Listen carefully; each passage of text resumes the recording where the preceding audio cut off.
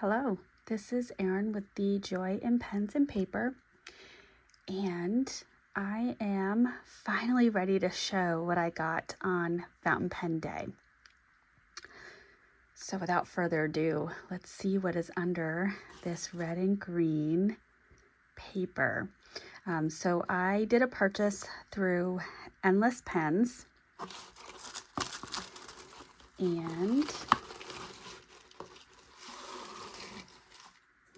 here's the box. If anyone wants to do a timestamp guess at what is in this box, you will likely be very correct. So it comes with this tissue paper layer right here.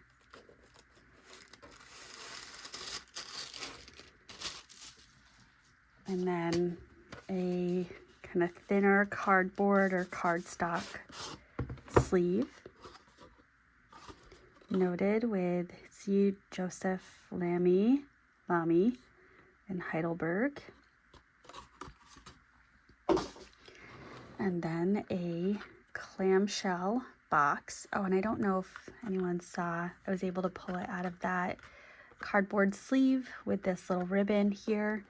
And then here's the clamshell box. Now it does come with a silicone packet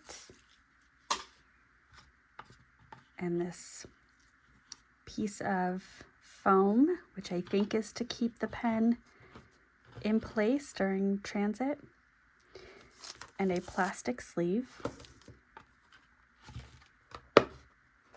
Now, full disclosure, I did repackage all of this because when it arrived yesterday, I was a little under the weather. My son is under the weather. I was not in a position to film. However, today I am home with a sick child. So I am going to take the time to film today. But I did open this up. I did ink it up. And I took a moment to enjoy this pen for myself before doing this filming. So taking it out of the sleeve,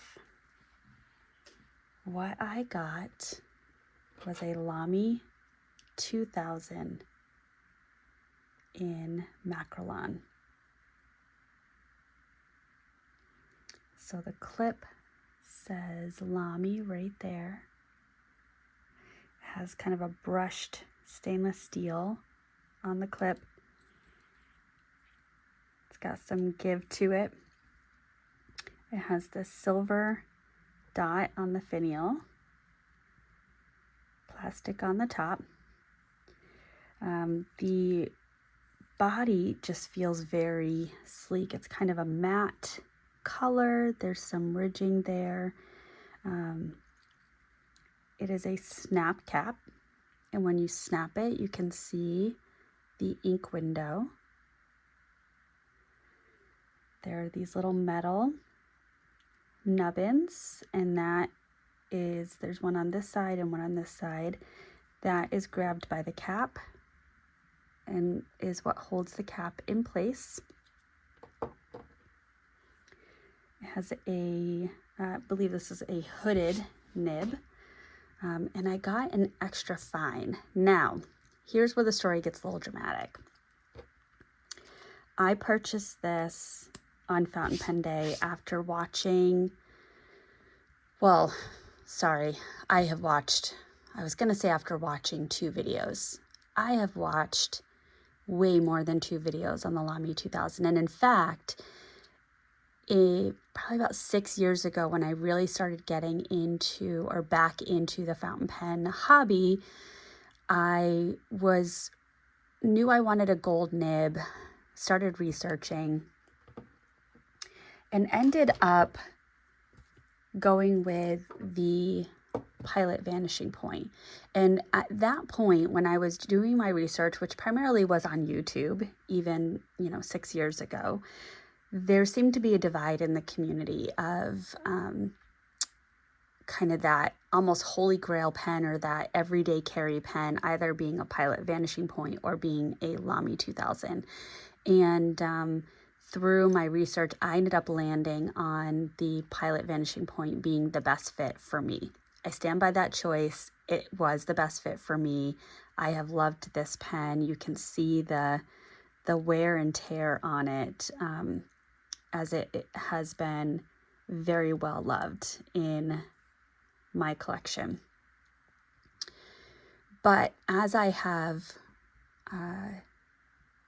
developed my hobby and expanded my collection ridiculously so, let me be clear on that. I do have some downsizing that I want to do, but I still kept coming back to watching videos for the Lamy 2000. And so this is where I'll go back to what my original statement was going to be of the two videos that kind of really pushed me over the edge. Was a video by Simona, where she reviewed the Lamy 2000, and another video by Karina Loves to Plan. And so on Fountain Pen Day, when this was on sale, and I think this was $145, I think it was. So I was able to do, apparently Endless Pens, you get the 10% welcome sale anytime that you place an order. So I got the 10% welcome sale, which, because I'm using a Capital One credit card to purchase, it prompts me. I have a, what's it called? An add-on on my Safari browser on my phone. So when I go to do an online purchase from my phone, it automatically runs a scan for any coupons through Capital One. So I was able to get the 10% welcome coupon, but then Endless Pens also had, it was either 20 or 25% sale. And this was a pre-order. So yeah, I think it was about $145 that I paid for this, which is definitely below its market price, which is generally around like $200 to $240. And I purchased this with a fine nib. After there was something about Simona's video that really led me to believing that a fine nib would be perfect for my collection. So I purchased a fine nib. And then, I'm not even joking, I think it was the next day, I was watching a video, I think it was by Ken-Chan Crafts, maybe, and he talked about the Lamy Extra Fine nib being very similar to an Architect nib. And I have been wanting to try an Architect nib for so long, and just had this moment of regret or buyer's remorse of, oh man, I had a chance and I wasn't well researched. So I reached out to Endless Pens. Now, Endless Pens has a statement on their sale products that everything is final. There's no refunds, no exchanges, etc. But I sent their customer service an email and just explained, I understand the policy. I get it. I'm just wondering, because it's a pre-order and the order has not been fulfilled, if there's a chance that I can change the nib size to an extra fine. And they got back to me within a day or two and said, yep, absolutely, it's a pre-sale, we can do it. However, just a reminder, kind of standard, we don't do that. I get it. So I share that because even though they were able to make that honor the request that I made, they may not be able to honor a similar request that I make in the future or that anyone else makes. But I will also reiterate, the worst thing that can happen when you ask a question is that you get the answer of no. And that doesn't hurt anybody. It just provides clarification. So I say that a lot in my personal life. I say that a lot in my professional life. And I will say it in my hobby life as well. So this does have an extra fine nib. And I'm very excited to be able to explore this nib and get to know it. Now let's look at this pen compared to some of the other pens in my collection. So I do have, yeah, I've got a good sample of pens that I can choose from. All right, so this, like I said, this is the Lamy 2000. And I will go ahead and put it right next to the Pilot Vanishing Point. So it's pretty close to the exact same size when like this. The next pen that I will compare it to is a TWSBI Eco. So the TWSBI Eco is a little bit longer. The barrel sizes are similar, but the TWSBI Eco is a little bit longer when it's capped. I will compare it to an Esterbrook Esty.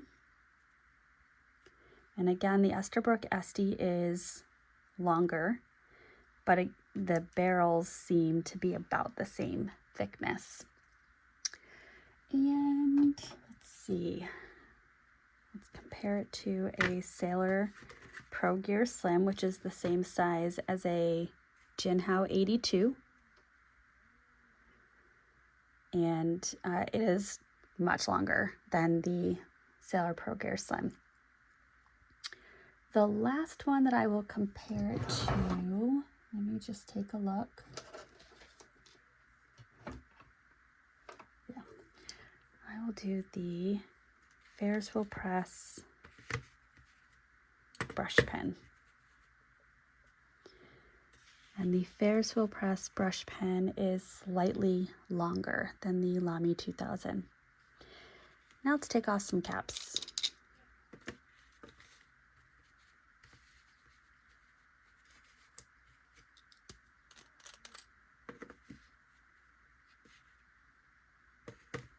I'm going to try to line it up so that the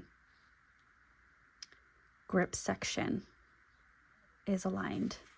And then we can look at nib sizes and barrel length uncapped.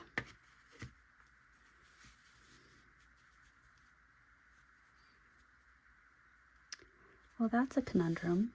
Maybe like that. Huh.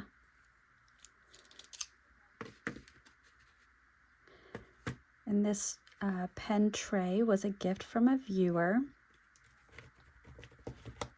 but it affords me the opportunity to do this comparison without the pens all rolling around, which was happening. There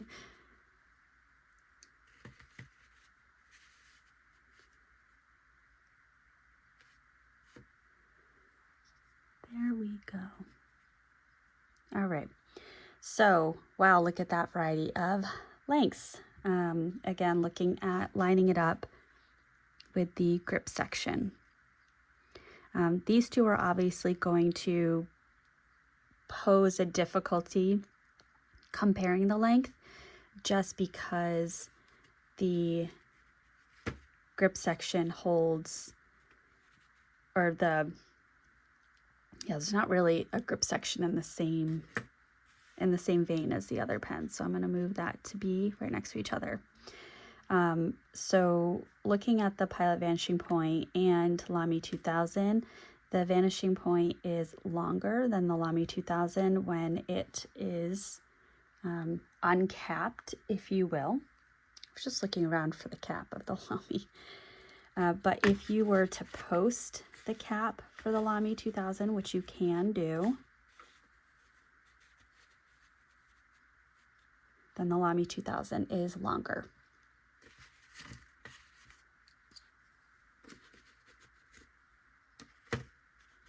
All right, so I'm going to nestle that back in. It is similar length to the TWSBI Eco, keeping in mind this is opened, so this would be a few millimeters shorter. So it's a very similar length to the TWSBI Eco if you're looking at that grip section, but if you're considering the nib length, the TWSBI Eco is longer. Now, I'm also going to just look at lining bottoms up.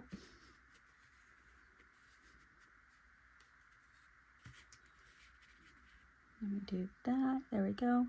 All right, so if we look at the lining bottoms up, it is still shorter than Ferris Wheel Press Brush Pen and Esterbrook SD and TWSBI, and it is longer than the Sailor Pro Gear Slim, which generally I almost always write with posted, and when you post it, the Sailor Pro Gear Slim is longer,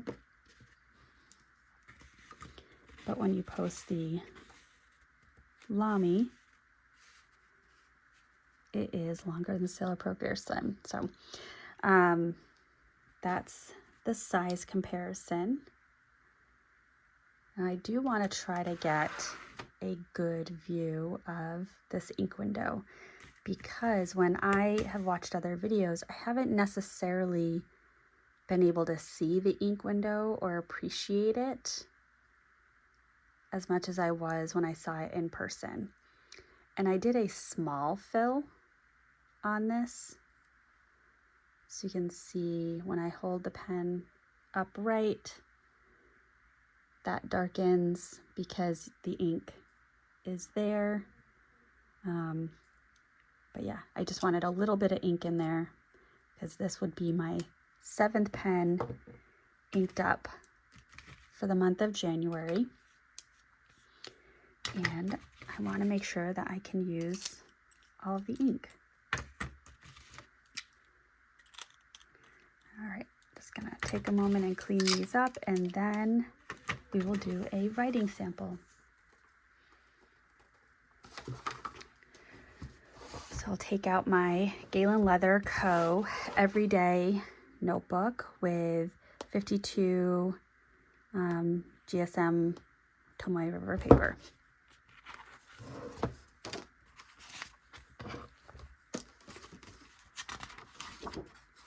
And let me just tuck that in.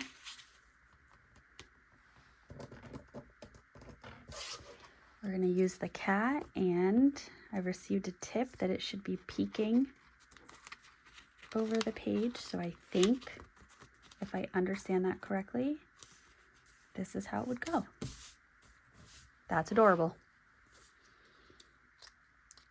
All right, so let me try. Oh, this is how it sits in my hand unposted. And this is how it sits in my hand posted. I like it either way so far. And my husband loves this pen. He said it was very sleek. So, of course, I then said, oh, do you want to use it? He said, no. All right. So this I inked up with the other part of my Fountain Pen Day purchase, and I believe this is from Van Ness, because they had a sale on inks. Is I got Van Diemen's, Tassie Seasons, Tiger Snake. So I had a sample of this, and I love this ink. So I picked up a bottle of this, and I inked up my Lamy 2000 with Tiger Snake. Also, but well, maybe I can say this while I'm writing, but when I was researching the Lamy 2000 and watching videos, one of the things that I've had it uncapped for too long, so that the ink, there we go, just needs a moment. Beautiful. One of the things that I learned is that when you fill the Lamy 2000, which the filling mechanism, I want to be very careful. I'm going to hold it like this. This end twists. Let's see. There you go. Now you can see the separation. So it's a piston fill. This is the hole that it fills through. So you submerge the tip of the pen in the ink like you do for most filling, and you turn the piston to fill it. Before you cap it, what you should do is twist it the other way to release a drop of ink from this breather hole. And so first I rinsed it with some clear water, and it does, Lamy tests all of their pens before sending them out. So when you do that water flush to get out any residual particles or things like that, you will see some blue ink in your water. That's very normal. That's okay. So I flushed it until there was no more blue ink in the water. Then I filled it with Van Diemen's Tiger Snake, and then I expelled a drop of ink back into the water and then closed up the piston. The other thing just from using it last night that I noticed is when I uncap a pen, apparently do a little twist to the side as I'm uncapping, and I just did it there with, I'm twisting. And at times when I twisted, specifically if I used this hand to twist it, is I am inadvertently turning the piston. So that's just something I've got to pay attention to, because I have seen, for example, Karina loves to plan. The last couple times she has shown her Lamy 2000, there's been some ink on the section that she's cleaned off. And so my wondering is if she's twisting the end as she's uncapping and capping and leaving it open. I don't know, maybe.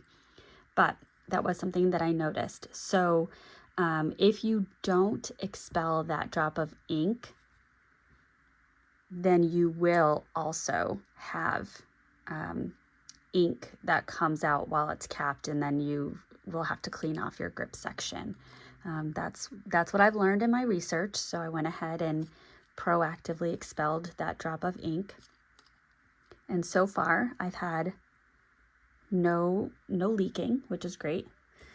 All right, so we have the Lamy 2000. It's also shorthand would be a Lamy 2K. And this one I got in an extra fine nib. I have not written with it enough to really appreciate the difference, or whether and I haven't used an Architect nib in the past either to be able to tell, but so far I am enjoying the writing experience. It's very smooth, very buttery, not scratchy, no feedback, very quiet, but very enjoyable to use. And so this is Macrolon, and it's inked up with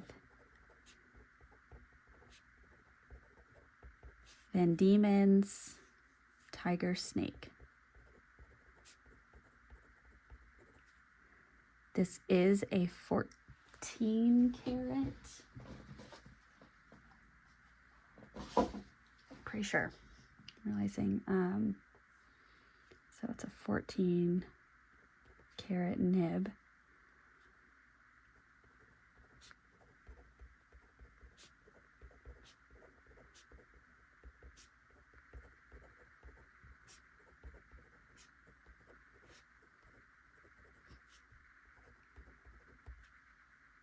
Beautiful.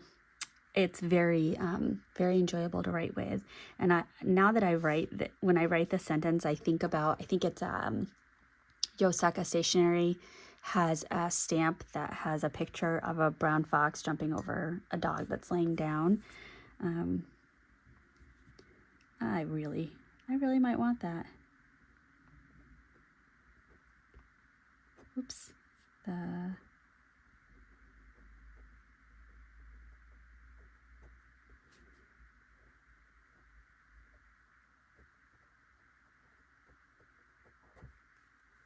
I've done so much hand lettering over the years that I don't know how to write cursive the right way anymore. So that is something that I will be working on.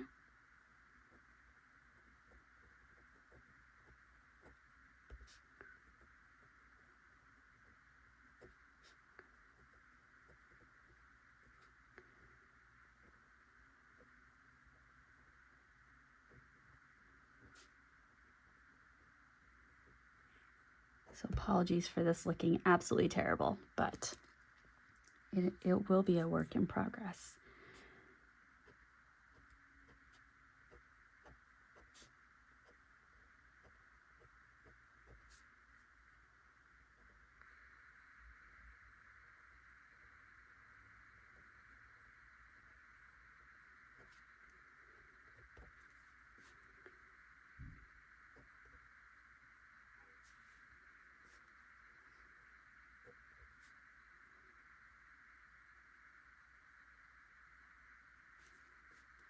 Just checking on dry time right there. So this was about 1 second, 3 seconds, 5 seconds, give or take, me counting in my head. But even with an extra fine nib, it writes very nice, has a good amount of juiciness, not too juicy, but definitely juicier than some other extra fines. And that is my new pen from Fountain Pen Day. So thank you for watching. This ended up being a little longer than I thought. Apologies, but if you made it to the end, I appreciate it. I appreciate you, and I'm grateful that you spent your time with me. I hope you have a wonderfully productive day. Bye.